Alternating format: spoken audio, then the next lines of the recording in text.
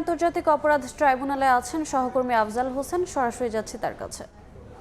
আফজাল, ১০৯ পৃষ্ঠার আনুষ্ঠানিক অভিযোগের মূল অংশ ট্রাইব্যুনালের যিনি চিফ প্রসিকিউটর রয়েছেন তিনি ট্রাইব্যুনালে পড়ে শুনিয়েছেন এবং ৩০ জন আসামির সম্পৃক্ততা কার কিভাবে সেটি তিনি উল্লেখ করেছেন।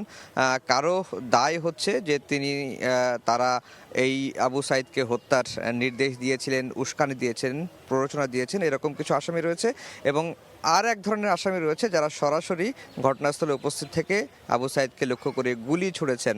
এই ধরনের দুই ক্যাটাগরিতেই এই ৩০ জনকে আসামি করা হয়েছে। এর মধ্যে ৪ জন আসামি কারাগারে রয়েছেন অন্য মামলায়। সেই কারণে তাদেরকে এই মামলায় গ্রেফতার দেখানোর আবেদন জানায় প্রসিকিউশন। আদালত সেটি মঞ্জুর করেছেন এবং ২৬ জন আসামি, এর মধ্যে বেগম রোকেয়া বিশ্ববিদ্যালয়ের তৎকালীন ভিসি রয়েছেন এবং তৎকালীন রংপুর মেট্রোপলিটন পুলিশের কমিশনার রয়েছেন এবং একজন শিক্ষক রয়েছেন, সহযোগী অধ্যাপক। তাদের বিরুদ্ধে ২৬ জন আসামির বিরুদ্ধে গ্রেফতারি পরোয়ানা জারি করেছেন এবং আদালত বলেছেন যে ১০ জুলাইয়ের মধ্যে তাদেরকে গ্রেফতার করে আন্তর্জাতিক অপরাধ ট্রাইব্যুনালে হাজির করতে হবে। এটি আন্তর্জাতিক অপরাধ ট্রাইব্যুনাল পুলিশ মহাপরিদর্শকের উপর এই নির্দেশনাটি দিয়েছেন। এখন মামলার যে পরবর্তী ধাপ, আগামী ১০ জুলাই দিন ধার্য করা হয়েছে। ওই দিন পলাতক ২৬ জনকে যদি গ্রেফতার করা যায় তাহলে তাদেরকে হাজির করা হবে আন্তর্জাতিক অপরাধ ট্রাইব্যুনালে। আর যদি হাজির করা না যায় তাহলে তাদেরকে ট্রাইব্যুনালে হাজিরের জন্য বা গ্রেফতারের জন্য পত্রিকায় একটি বিজ্ঞপ্তি দেওয়া হবে।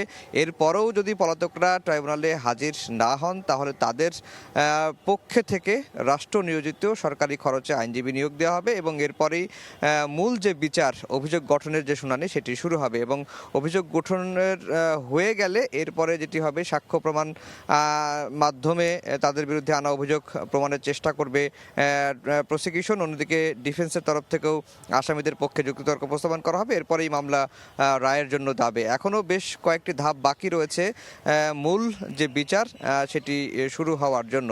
তো মোটামুটি বলা চলে যে আজকে জুলাই গণঅভ্যুত্থানের প্রথম শহীদ আবু সাইদ হত্যা মামলার আনুষ্ঠানিক অভিযোগ আমলে নিয়েছেন এবং যে ২৬ জন আসামি পলাতক রয়েছেন তাদের বিরুদ্ধে গ্রেফতারি পরোয়ানা আদালত জারি করেছেন।